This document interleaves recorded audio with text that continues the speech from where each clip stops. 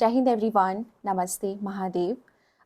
जैसे मैं अभी फ्री हुई तो उत्तर प्रदेश से एक न्यूज़ आ रही है कि वहाँ पे यूपी पुलिस का एग्ज़ाम कैंसिल हो गया है और मैं बहुत शुक्रगुज़ार हूँ यूपी गवर्नमेंट की। मतलब मुझे लिटरली काफ़ी ज़्यादा खुशी महसूस हो रही थी। For the first time ever मैं ऐसा वीडियो बना रही हूँ एंड उन सारे लोगों को बहुत बहुत कॉन्ग्रेचुलेशंस जो 2 दिन से स्ट्राइक कर रहे थे इको पार्क में, पीसफुल प्रोटेस्ट कर रहे थे। हर तरह का वहाँ पे ठंडी भी बहुत ज़्यादा थी, हर तरह का सिचुएशन फेस करते हुए फाइनली आप लोगों को सक्सेस मिल गया। और जिन लोगों को नहीं आइडिया है इसके बारे में, हाल ही में फरवरी में उत्तर प्रदेश में 2 एग्ज़ाम्स हुए हैं। एक 11 फरवरी को समीक्षा अधिकारी का एग्ज़ाम जो actually Uttar Pradesh public service commission कराता है और वो एक काफ़ी अच्छा एग्ज़ाम माना जाता है। सचिवालय के लिए समीक्षा अधिकारी और असिस्टेंट समीक्षा अधिकारी पोस्ट का पेपर है।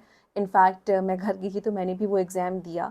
क्यों दिया उसके बारे में हम लोग एक सेपरेट वीडियो में बात करेंगे। मैंने फॉर्म भर दिया था एंड इस तरह से मैंने एग्ज़ाम दे दिया।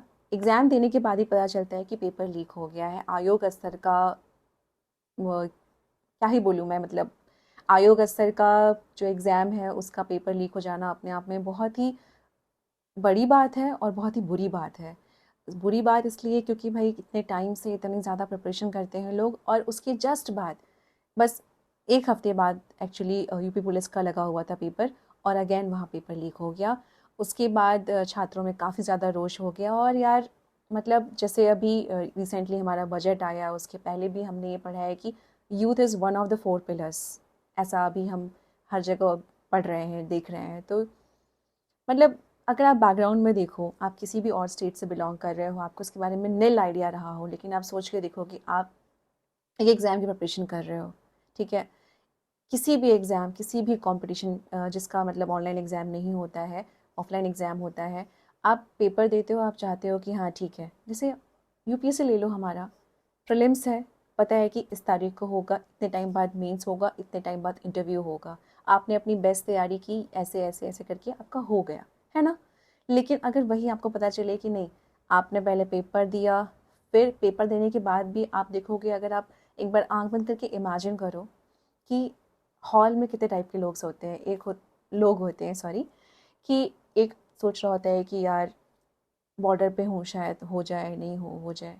कुछ होते हैं जिनकी आंखों में आंसू होते हैं, उनको लगता है यार सब तो पढ़ा था, फिर भी पेपर अच्छा नहीं हुआ, बन नहीं पाया। टाइम मैनेजमेंट कुछ लोगों का बिगड़ जाता है। फॉर एग्जांपल मैं आपसे एक रीसेंट इंसिडेंट शेयर करूँ अगर, तो वहाँ पे ना इतना दूर दूर से लोग ट्रैवल करके आते हैं। एक तो सेंटर अगर दूर चला जाता है, तो बिहार से एक लड़की अकेले आई थी और बीच में जो टाइम होता है, जैसे कि समीक्षा अधिकारी में 2 पेपर होते हैं।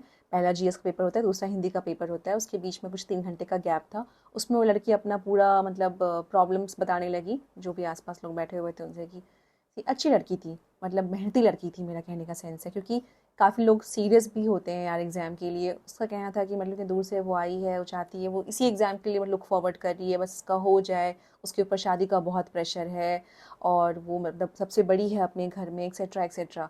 उसके बाद जब वो हिंदी का पेपर दे के उठी, उसने बोला कि यार उससे 5 आते हुए सही क्वेश्चन गलत हो गए हैं उसके, फिर भी उसने 55 क्वेश्चन किए हैं, मतलब उसे 60 में 60 आ रहे थे। और फिर पता चला होगा कि पेपर लीक हो गया। इमेजिन, जब वो बिहार जब पहुंची भी नहीं होगी वापस यूपी से, उसे पता चला होगा। या उस जैसे 10 लाख समथिंग कुछ हज़ार लोगों ने फॉर्म भरा था समीक्षा अधिकारी का, 64% लोगों ने पेपर दिया था। उसमें से चलो मान लेते हैं 2 लाख लोग सीरियस रहे होंगे, चलो 1 लाख लोग सीरियसली दिए होंगे पेपर और लुक फॉरवर्ड कर रहे होंगे कि हाँ ठीक है, अच्छा हुआ, ऐसा हुआ, देखते हैं क्या पता बॉर्डर पर रहें, सडनली उन्हें मालूम चले कि ये एग्ज़ाम का तो आप पेपर ही व्हाट्सएप पे आ गया है। उसके बाद उसके लिए जांच समिति का गठन हुआ है, लेट्स सी व्हाट हैपेंस। लेकिन आज एक ये बहुत अच्छी बात हुई कि उसके बाद जो मतलब 17, 18, 19 को पेपर लगा हुआ था, लोग बहुत मात्रा में जुटे हुए थे इलाहाबाद में और काफ़ी ज़्यादा मतलब बहुत अच्छी बात है यार। मुझे लिटरली खुशी हो रही है, योगी जी ने बहुत अच्छा काम किया, इतना फास्ट रिस्पॉन्स दिया। मतलब अभी आज क्या ही तारीख है, आपको 1 हफ्ते में इस बात का पता चल गया और ये भी बोला है कि 6 मंथ्स में वापस पेपर कराएंगे। दैट्स ग्रेट न्यूज़, बहुत बहुत अच्छी बात है।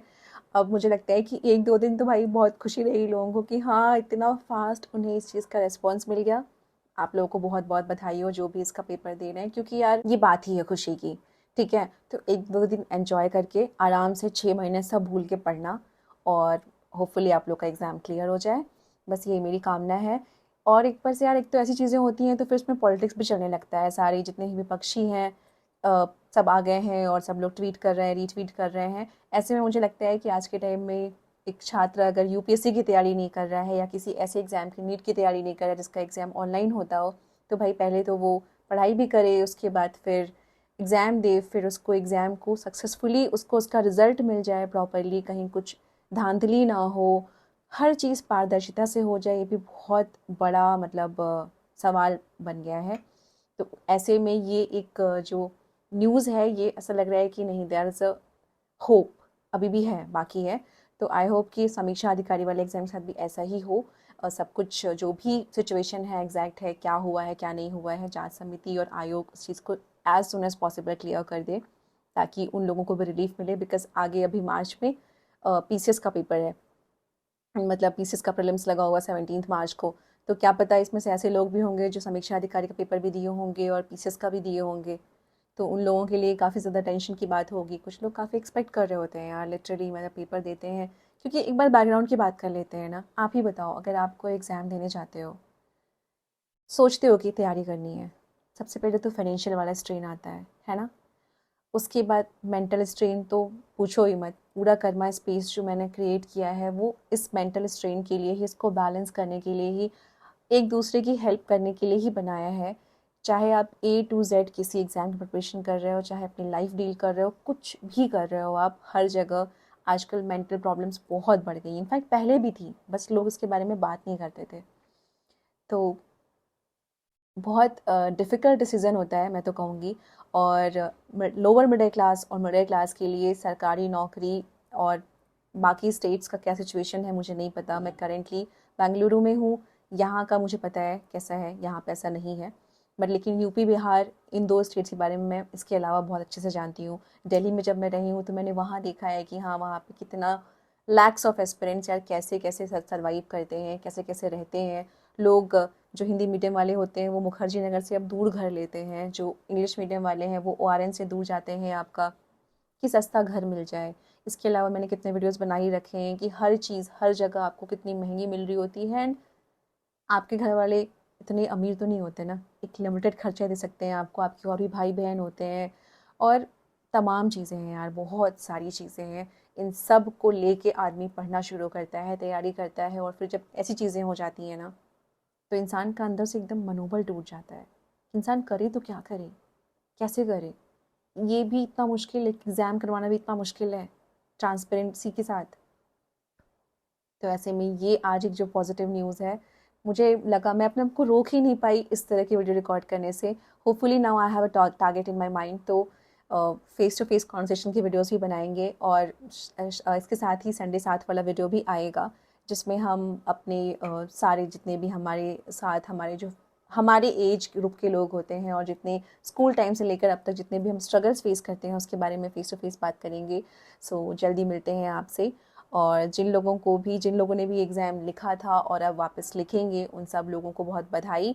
भाई लग जाओ, 6 महीने सब कुछ भूल जाओ, पढ़ो, अपना बेस्ट दो, और उम्मीद करते हैं कि इस बार अब आगे ऐसा कुछ भी नहीं होगा जिसकी वजह से सबको इतनी परेशानी उठानी पड़ी। Thank you so much. Mahadev आपको प्रसन्न रखें। धन्यवाद। Take care. Bye bye. Hey buddy, thank you for watching. In case you have not subscribed, we will meet again because life is a circle. जिस भी एग्जाम की तैयारी कर रहे हो, फोड़ दो, study hard, take care and be happy.